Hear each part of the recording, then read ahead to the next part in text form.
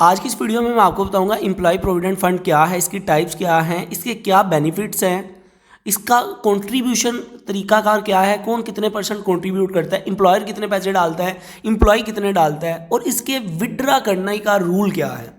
Video को and तक देखिएगा ताकि आपको कंप्लीट इन्फॉर्मेशन मिल सके। देखिए, एम्प्लॉय प्रोविडेंट फंड जिसको हम शॉर्ट फॉर्म में ईपीएफ भी बोलते हैं, ये एक एम्प्लॉय जो आपके पास काम करता है उसको उसके लिए बनाया गया, उसके बेनिफिट के लिए बनाया गया, ताकि वो जब 58 ईयर बाद या 60 साल बाद जब वो रिटायर हो तो उसके पास कुछ पैसा हो बल्क में, जिसको वो इस्तेमाल करके अपनी आगे की ज़िंदगी गुजार सके या कोई बिजनेस स्टार्ट कर सके। लाइक उसकी फाइनेंशियल सिक्योरिटी के लिए ये फ़ंड बनाया गया, उसकी रिटायरमेंट सेविंग प्लान के लिए ये फ़ंड बनाया गया। इसमें होता क्या है, ये कैसे काम करता है? एम्प्लॉय प्रोविडेंट फंड में हर मंथ जो एम्प्लॉय है उसकी सैलरी का 12% जो है वो कट करके ईपीएफ अकाउंट में डाल दिया जाता है। लाइक उसकी सैलरी अगर 10,000 है, 10,000 में 1200 रुपया निकाल के उसके ईपीएफ अकाउंट में डाल दिया जाएगा, उसको सैलरी मिलेगी 8,800 रुपया। कुछ कंपनीज में, कुछ ऑर्गेनाइजेशन में फिक्स भी होता है, लाइक 1,500 रुपया मंथली आपने देना है, और कुछ में परसेंटेज वाइज भी होता है। अभी खाली 12% एम्प्लॉय नहीं देना, 12% जितने परसेंट एम्प्लॉय कंट्रीब्यूट करेगा उतने परसेंट ही एम्प्लॉयर भी देगा। एम्प्लॉयर लाइक जो जॉब प्रोवाइड कर रहा है, जिसने उसको जॉब पे रखा हुआ है, 12% उसकी सैलरी से काटा, 12% वो कंपनी या वो एम्प्लॉयर या वो ऑर्गेनाइजेशन खुद से डाल के उसके ईपीएफ अकाउंट में जमा करवाएगी। ये होता है एम्प्लॉय प्रोविडेंट फंड, जिसके अंदर दोनों कंट्रीब्यूट करते हैं ताकि फाइनेंशियल सिक्योरिटी मिल सके एम्प्लॉय को।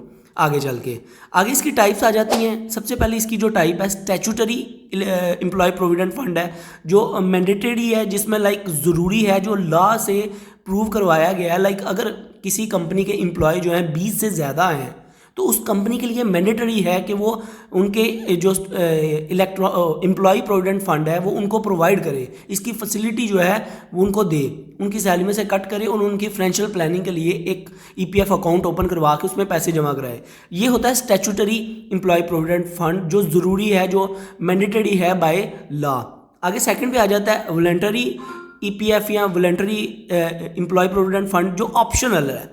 लाइक अगर ज़रूरी नहीं, कोई मतलब गवर्नमेंट आपको फोर्स नहीं करेगी, लॉ आपको फोर्स नहीं करेगा कि आपने इनका जो है फ़ंड वो निकालना ही निकालना है, अकाउंट ओपन करवाना ही करवाना है। देखिए, ये ईपीएफ जो है वो उसका नुकसान कंपनी को भी होता है ना, उन्होंने भी कंट्रीब्यूट करना होता है, तो इसलिए ये ऑप्शनल होता है। वॉलंटरी ईपीएफ का मतलब है कि ऑप्शनल है, आप ज़रूरी नहीं बनाएं, आपकी मर्ज़ी, आप पे डिपेंड करता है।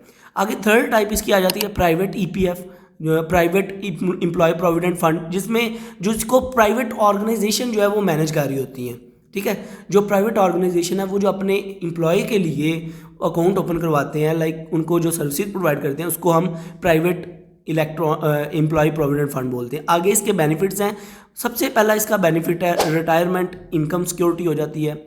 टैक्स का एडवांटेज आपको मिल जाता है, लाइक टैक्स नहीं आपको देना पड़ता, वो जो सारी अमाउंट है जो जमा हो रही है। ठीक है, उसके बाद लो कॉस्ट में आपकी सेविंग बढ़ती जाती है और एम्प्लॉयर भी इसमें कंट्रीब्यूशन करता है, इसका भी बेनिफिट आगे चल के आपको ही मिलना है।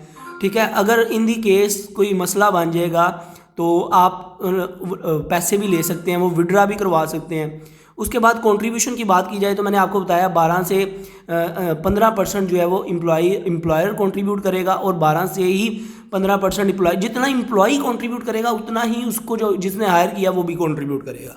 सेम नॉर्मली 10 से 15% चलता है इसके बिटवीन, और कुछ जगह पे कुछ केसेस में गवर्नमेंट भी कंट्रीब्यूट करती है। ठीक है, और आगे अभी इसके विड्रा का अगर देखें तो विड्रा का तरीकाकार इसका ये है, जब आप 55 से 60 साल में जब आप रिटायरमेंट होते हैं तब ये आप विड्रा करवा सकते हैं। और एक और भी केस है, अगर आप लाइक रेजिग्नेशन करते हैं या छोड़ देते हैं जॉब को, टर्मिनेशन आपको कर दिया जाता है, तब ये आपको 100% ही आप विड्रा ले सकते हैं। ठीक है, अगर फॉर एग्जांपल आपकी डेथ हो जाती है या कोई डिसेबिलिटी हो जाती है, तब उस केस में भी आपको ये आप विड्रा करवा सकते हैं। ठीक है, और अगर लाइक आपको कोई मेडिकल इशू आ गया, मेडिकल इमरजेंसी आ गई है, कोई लाइक आपने कोई हाउस का लोन लेना है, कोई हाउस की पेमेंट करनी है आपने, रीपेमेंट कोई उसकी इंस्टॉलमेंट है, तो तब भी आप विड्रा करा सकते हैं। बट उस केस में आप 100% विड्रा नहीं करवा सके। 100% लाइक जब आप रिटायरमेंट हो जाएंगे तब, या आप रेजिग्नेशन कर दें या आपकी डेथ हो जाए, इन केसेस में आप 100% विड्रा करवा सकते हैं।